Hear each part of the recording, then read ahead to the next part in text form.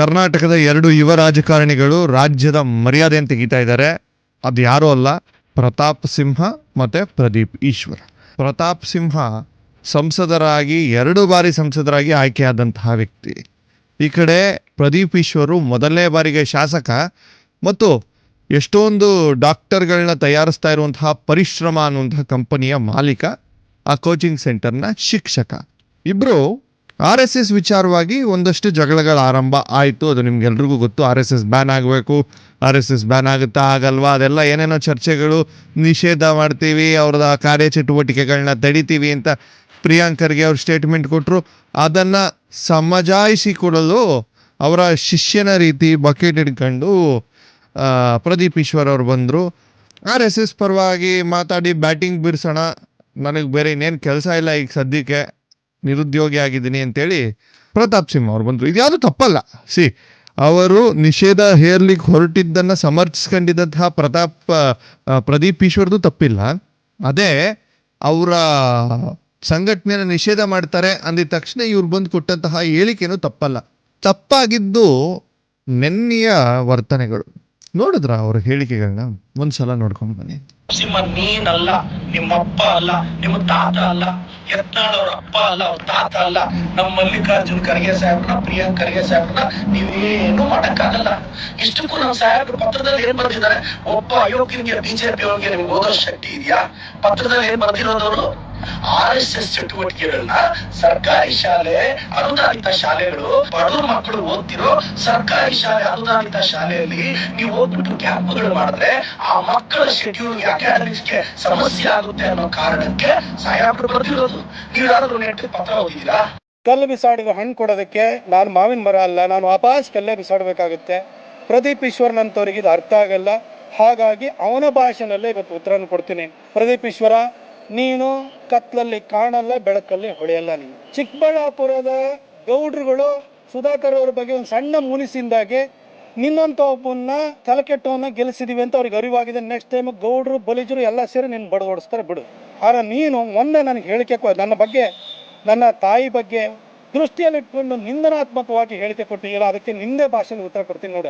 ಪ್ರದೀಪ್ ಈಶ್ವರ, ಮುಳ್ಳಂದಿ ಮುಖ ಇರುವಂತಹ ಕರ್ನಾಟಕದ ಏಕೈಕ ಕಾಮಿಡಿ ಪೀಸು ನಿಮ್ಮ ಅಪ್ಪಂಗೆ ಮಾತ್ರ ಹುಟ್ಟಿರೋದಪ್ಪ. ಇನ್ಯಾರು ವಾರಸ್ದಾರ ಅದಕ್ಕೆ ಬರಲ್ಲ, ಆಸ್ತಿ ಕೇಳಕ್ ಬರಲ್ಲ. ಆ ಕಾಮಿಡಿ ಪೀಸು ಕರ್ನಾಟಕದಲ್ಲಿ ಒಂದೇ ಇರೋದು, ಅದು ನಿಮ್ಮ ಅಪ್ಪ ಮಾತ್ರ ಹುಟ್ಟಿರೋದು. ಆದ್ರೆ ನಮ್ಮಪ್ಪ ಏನಾದ್ರೂ ಕೂಡ ಅವ್ರ ಪ್ರಾಯದಲ್ಲಿ ಚಿಕ್ಕಬಳ್ಳಾಪುರ ಕಡೆ ಹೋಗಿದ್ರೆ ನೀನು ಬಹಳ ಸುಂದರವಾಗಿ ಹುಡ್ತಾ ಇದ್ದೀನಿ. ಇನ್ನೊಂದು ಸಾರಿ ವೈಯಕ್ತಿಕವಾಗಿ ಮಾತಾಡ್ತಾ ಇರ್ಬೇಕಾದ್ರೆ ಎಚ್ಚರಿಕೆಯಿಂದ ಇರಬೇಕು ಮಗನೇ. ಇದನ್ನ ನಿನಗೆ ವಾರ್ನಿಂಗ್ ಕೊಟ್ಟು ಹೇಳ್ತಾ ಇದ್ದೀನಿ. ಇವತ್ತೇನೋ ಹೇಳಿದ್ದಾರೆ, ಕತ್ಲಲ್ಲಿ ಪ್ರದೀಪ್ ಈಶ್ವರ ಕಾಣಿಸಲ್ಲ ಅಂತ. ನಿನಗೆ ಏನ್ ಬರಗಾಲ ಗುರು, ಕತ್ಲಲ್ಲಿ ನನ್ನನ್ನು ಹುಡುಕ್ತಾ ಇದೀಯಾ? ಇಷ್ಟು ಬರಗಾಲ ಬಂದಿದ್ಯಾ ನಿನಗೆ? ಗುರು, ಕತ್ಲಲ್ಲಿ ನನ್ನನ್ನ ಯಾಕೆ ಹುಡುಕ್ತೀಯ? ನಾಚಿಕೆ ಆಗಲ್ವ ಪ್ರತಾಪ ನಿನ್ಗೆ? ನಾನ್ ಹಂಗಲ್ಲ ಗುರು, ಕತ್ಲಲ್ಲಿ ನನ್ನನ್ನ ಯಾಕೆ ನೀನು ಹುಡ್ಕಕ್ ಬರ್ತೀಯಾ ಅಂತ. ಪ್ರತಾಪ್ ಸಿಂಹ ಅವರು ಅವ್ರ ತಂದೆಯವರು ಚಿಕ್ಕಬಳ್ಳಾಪುರಕ್ಕೆ ಬಂದಿದ್ದಿದ್ರೆ ನಾನು ಸುಂದರವಾಗಿ ಹುಟ್ಟಿದ್ನಂತೆ. ನಮ್ ತಂದೆ ನಿಮ್ ಊರಿಗೆ ಬರ್ಲಿಲ್ಲ ಅಂತ ಬೇಜಾರ? ನಾನ್ ಕರ್ಸಕ್ ರೆಡಿ ಇಲ್ಲ ಗುರು, ನಮ್ದು ಸಂಪ್ರದಾಯ ಕುಟುಂಬ. ಮತ್ತೆ ಇನ್ನೇನೋ ಹೇಳಿದೆ, ಒಂದು ಕತೆ ಹೇಳ್ತಾರೆ ಪ್ರತಾಪ್ ಸಿಂಹ, ಮುಳ್ಳಂದಿ ನಮ್ಮ ತಂದೆಗೆ ಹುಟ್ಟಿತ್ತು ಅಂತ. ನಾನು ಅದೇ ಅಲ್ಲ ಗುರು ಹೇಳಿದ್ದು, ಈ ಸ್ಟೋರಿಯಲ್ಲಿ ನೀನ್ ಮುಳ್ಳಂದಿ ಅಷ್ಟೇ. ಇವಾಗ ಸಿಂಕ್ ಮಾಡ್ಕೊಂಡು ನೋಡು.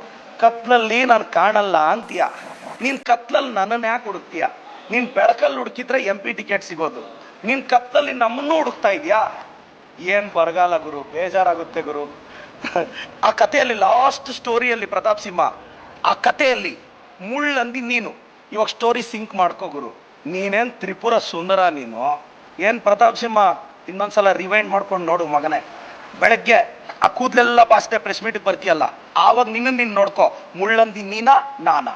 ಇವ್ರಿಗೆಲ್ಲರಿಗೂ ನಾಚಿಕೆ, ಮಾನ, ಮರ್ಯಾದೆ ಇದೆಯಾ ಅಂತ ಅನಿಸ್ತಾ ಇದೆ. ಅಂದರೆ ಒಬ್ಬ ಪತ್ರಕರ್ತನಾಗಿ ಇದನ್ನ ಸುದ್ದಿ ಹೇಳಲೇಬೇಕಲ್ಲ ಅಂತ ಬೇಜಾರಾಗ್ತಾ ಇದೆ. ಇನ್ನೊಂದು, ಈ ಸುದ್ದಿಯ ಜೊತೆಗೆ ಕರ್ನಾಟಕದ ಮರ್ಯಾದೆ ತೆಗಿತಾ ಇದ್ದಾರಲ್ಲ ಇಬ್ರು ಯುವ ರಾಜಕಾರಣಿಗಳು ಅಂತ.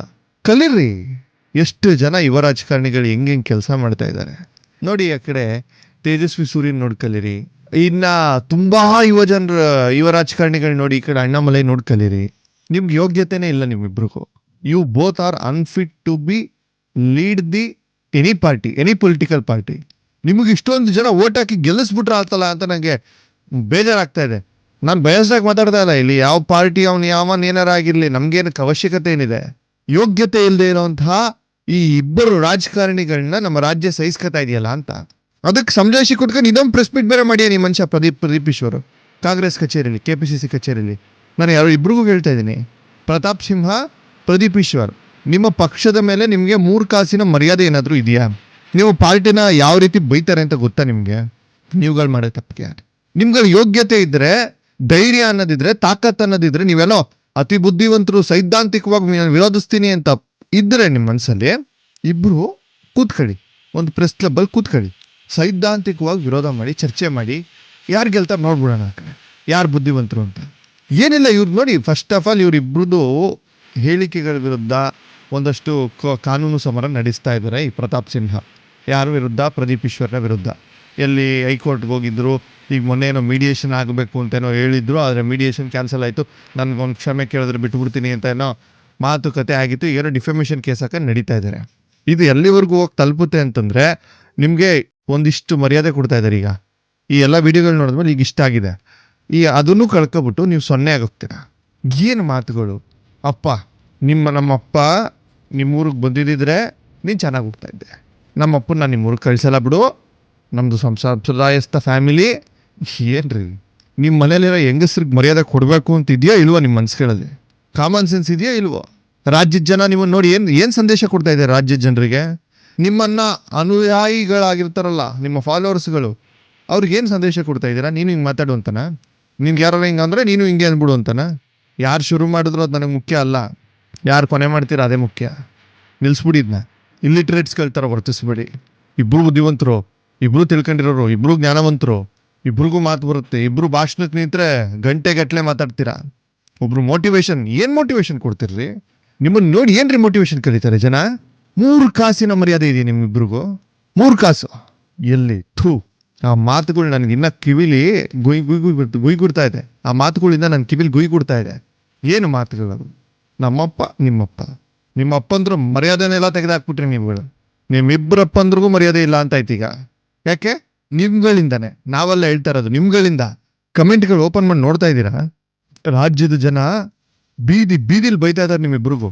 ಅಂದರೆ ಈ ರಾಜ್ಯದ ಜನರಲ್ಲಿ ಯುವ ರಾಜಕಾರಣಿಗಳ ಮೇಲಿನ ಒಂದು ನಂಬಿಕೆ ಹಾಳು ಮಾಡ್ತಾ ಇದ್ದೀರಲ್ಲ. ಇಷ್ಟೇ, ಈ ಏಜ್ ಗ್ರೂಪ್ ಕೊಟ್ಟರೆ, ಈ ಜೆನ್ಸಿ, ಈಗ ಅದು ಇದು ಏನೇನೋ ಮಾತುಗಳೀಗ. ಈ ಕಾಲಘಟ್ಟದಲ್ಲಿ ಇಂತಹ ರಾಜಕಾರಣಿಗಳನ್ನ ನೋಡಿ ಏನು ಎಕ್ಸ್ಪೆಕ್ಟ್ ಮಾಡಬೇಕು ಜನ? ಅಥವಾ ಫ್ಯೂಚರಲ್ಲಿ ಬರೋವಂತಹ ಜನರುಗಳ ಕತೆ ಹೇಳುವೆ. ನೀವೇನೋ ಮಾತಾಡ್ಬಿಟ್ಟು ಹೊಟ್ಟೋದ್ರಿ, ಸರಿ ಆಯಿತು, ವೆರಿ ಗುಡ್, ನಿಮ್ಗಳ ಹಣೆ ಬರ ತೋರಿಸಿದ್ರಿ. ನೀವುಗಳು ಮೈಕ್ ಕೊಟ್ಟರೆ, ನಿಮ್ಮ ಮುಂದೆ ಮೈಕ್ಗಳಿಟ್ರೆ ನಿಮ್ಗೆ ಸ್ವಲ್ಪ ಫೇಮ್ ಜಾಸ್ತಿ ಆಯಿತು ಅಂತಂದರೆ ಏನು ಮಾಡ್ತೀರಾ ಅಂತ ತೋರಿಸಿದ್ರಿ ಇಬ್ರು. ನಿಮ್ಮ ಹಿಂದೆ ಬರಬೇಕು ಅಂದ್ಕೊಂಡಿರುವಂತಹ ಪೀಳಿಗೆ ಇದೆಯಲ್ಲ ರಾಜಕಾರಣಕ್ಕೆ, ಅವ್ರನ್ನ ಜನ ನಮ್ಗೆ ಓಟ್ ಹಾಕ್ತಾರಾ? ಇವನು ಪ್ರತಾಪ್ ಸಿಂಗ್ ಅಂತಾರನೆ, ಇವನು ಪ್ರದೀಪ್ ಈಶ್ವರ್ ಅಂತಾರನೆ, ಬಾಯಿಗೆ ಬಂದಂಗೆ ಮಾತಾಡ್ತಾರೆ. ಒಂದು ಸ್ವಲ್ಪ ನಾಚಿಕೆ ಮರ್ಯಾದೆ ಬೇಡವಾ ನಿಮ್ಮಿಬ್ರಿಗೂ? ರಾಜ್ಯದ ಜನ ನಮ್ಮನ್ನು ನೋಡ್ತಾರೆ ಅನ್ನೋ ಒಂದು ಯೋಚನೆ ಇಲ್ವಾ ನಿಮಗೆ? ಇಷ್ಟ ಬಂದಂಗೆ ಮಾತಾಡ್ಬಿಡೋದೇನ? ಲಜ್ಜಿಗೆಟ್ಟವ್ರು ನೀವೆಲ್ಲ. ಮಾಧ್ಯಮದವ್ರು ಇವ್ರು ಯಾಕೆ ಮೈಕ್ ಹಿಡಿತಾರೆ ನಂಗಂತ ಅರ್ಥ ಆಗ್ತಿಲ್ಲ. ಇಲ್ಲಿ ಮಾಧ್ಯಮದ ಪಾತ್ರನೂ ಇದೆ. Don't entertain this fellows, idiot fellows ಇಬ್ರು. ಒಬ್ರಿಗಾದರೂ ನನ್ನ ಚಾನಲಲ್ಲಿ ಮಾತಾಡೋದನ್ನು ಮಕ್ಕಳು ನೋಡ್ತಿರ್ತಾರೆ, ಅಥವಾ ಇವ್ರ ಅನುಯಾಯಿಗಳು ನೋಡ್ತಿರ್ತಾರೆ. ನಿಮ್ಮನೆ ಮಕ್ಕಳು ನೋಡ್ಬೋದಲ್ವೇನ್ರಿ ಆ ವಿಡಿಯೋನ? ನಿಮ್ಮನೆ ಮಕ್ಕಳೇ, ಬೇರೆ ಯಾರೋ ಬೇಡ, ನಿಮ್ಮನೆ ಮಕ್ಕಳೇ ಆ ವಿಡಿಯೋ ನೋಡ್ಬೋದಲ್ವಾ? ಅಪ್ಪ ಏನು ಹಿಂಗೆ ಮಾತಾಡ್ತೀಯಾ, ಮಾವ ಏನು ಹಿಂಗೆ ಮಾತಾಡ್ತೀಯಾ, ಅಣ್ಣ ಯಾಕೆ ಹಿಂಗೆ ಮಾತಾಡ್ತೀಯ ಅಂತ ಕೇಳಲ್ವಾ ಅವ್ರು ನಿಮಗೆ? ನಿಮ್ಮ ಮನೇಲಿರೋ ಹೆಂಗಸರು ನಿಮ್ಗೆ ಯಾರಿಗೂ ಬೈಯಲ್ವಾ? ಹಿಂಗೆ ಬೀದಿಲಿ ಬಿಟ್ಬಿಟ್ಟವ್ರ ನಿಮ್ಮನ್ನ ಹೋರಿಗಳ ಥರ? ಅರ್ಥ ಆಗ್ತಾಯಿಲ್ಲ ನನಗೆ, ಎಲ್ಲಿಗೆ ಹೋಗ್ತಾ ಇದ್ದೀರಾ ಅಂತ ನೀವು. ನಾನ್ ಸೆನ್ಸ್ ಫೆಲೋಸ್ ಇಬ್ರು. ಒಬ್ಬನಿಗೆ ಒಂದು ಸಣ್ಣ ಜವಾಬ್ದಾರಿ ಬೇಡವಾ ಮನುಷ್ಯನಿಗೆ? ನಾನು ಮಾಧ್ಯಮದ ಮುಂದೆ ಮಾತಾಡ್ತಾ ಇದ್ದೀನಿ ಅಂತಂದ್ರೆ ಲಕ್ಷಾಂತರ ಜನ ವೀಕ್ಷಣೆ ಮಾಡ್ತಾರೆ, ಅದನ್ನ ಕೋಟ್ಯಾಂತರ ಜನ ನೋಡ್ತಾರೆ, ಟೀಕೆಗಳು ಪಡಿಸ್ತಾರೆ ರಾಜ್ಯನ. ಅಲ್ಲಿ ರಾಜಕಾರಣಿಗಳು ನೋಡಿದ್ಯಾ ಕರ್ನಾಟಕದಲ್ಲಿ ಬೀದಿಲಿ ನಿಮ್ಮಪ್ಪ ಅಂತ ಬೈಕು ಓಡಾಡ್ತಾ ಇದ್ದಾರೆ ಅಂತಾರೆ. ಏನು ನೀವೆಲ್ಲ ರಾಜಕೀಯ ಮಾಡ್ತೀರಾ? ಅದು ಅಧಿಕಾರದ ಲಾಲಸೆ ಹೆಂಗೋ ಬಂದ್ಬಿಡುತ್ತೆ ನೋಡಿ. ಅರ್ಧರಾತ್ರಿಲಿ ಐಶ್ವರ್ಯ ಬಂದರೆ ಅದೇನೋ ಕೊಡೆ ಹಿಡಿದಂತೆ ಅಂತಿದೆಯಲ್ಲ, ಹಂಗಾಗಿರೋದು ನಿಮ್ಮಿಬ್ರಿಗೂ. ಸಕ್ಸಸ್ ಈಸಿಯಾಗಿ ಸಿಕ್ಬಿಡ್ತು. First time MLA, first time MP ಆಗೋದ್ರಿ. ಮೊದಲನೇ ಬಾರಿಗೆ ಹೊಡೆದಿದ್ದು ಕಲ್ಬಿದ್ದೋಯ್ತು. ಇವ್ರಿಗೆ 2ನೇ ಸಲ ಟಿಕೆಟ್ ಕೊಟ್ಟು 2ನೇ ಸಲ MP ಆಗೋದ್ರಿ ಇವರು. ಆ ಕಡೆ ಪರಿಶ್ರಮದಲ್ಲಿ ಒಳ್ಳೆ ದುಡ್ಡು ಬೇರೆ ಬರ್ತಾ ಇದೆ. ಏನಾಗುತ್ತೆ? ಆ ದುಡ್ಡನ್ನೆಲ್ಲ ಕರಗಿಸ್ಬೇಕು. ಆ ದುಡ್ಡಿನ ಮದ ತಲೆಗೆ ಏರಿರುತ್ತೆ. ಸ್ವಲ್ಪ ಜವಾಬ್ದಾರಿನ ವರ್ತಿಸಿ. ಪ್ರದೀಪ್ ಈಶ್ವರ್ ಆಗಲಿ, ಪ್ರತಾಪ್ ಸಿಂಹ ಆಗಲಿ, ಇಲ್ಲಿ ಇಬ್ಬರಲ್ಲಿ ಯಾರು ಸರಿ ಅಂತ ಕೇಳಿದ್ರೆ ಇಬ್ಬರು ಸರಿ ಇಲ್ಲ. ಇಬ್ಬರು ಕಿತ್ತೋದವ್ರೆ. ಇಬ್ಬರು ಕಿತ್ತೋದು ಮಾತುಗಳನ್ನೇ ಬೀದಿಲಾಡ್ದವ್ರು. ಭಾಳ ಬೇಜಾರಾಯಿತು. ಅದಕ್ಕೋಸ್ಕರ ಸಮಾಜ ಇವರನ್ನು ನೋಡಿ ಕೆಲವೊಂದಷ್ಟು ವಿಚಾರಗಳನ್ನ ತಿದ್ಕೊಳ್ಬೇಕು ಅನ್ನೋ ಕಾರಣಕ್ಕೋಸ್ಕರನೇ ನಾನು ಈ ವಿಡಿಯೋ ಮಾಡಬೇಕು ಅಂತ ಡಿಸೈಡ್ ಮಾಡಿದೆ. ಸೊ ಅದಕ್ಕೋಸ್ಕರನೇ ಮಾಡಿದ್ದೀನಿ. ಮುಂದಿನ ವಿಡಿಯೋದಲ್ಲಿ ಸಿಗ್ತೀನಿ, ಮತ್ತೆ ಮಾತಾಡೋಣ.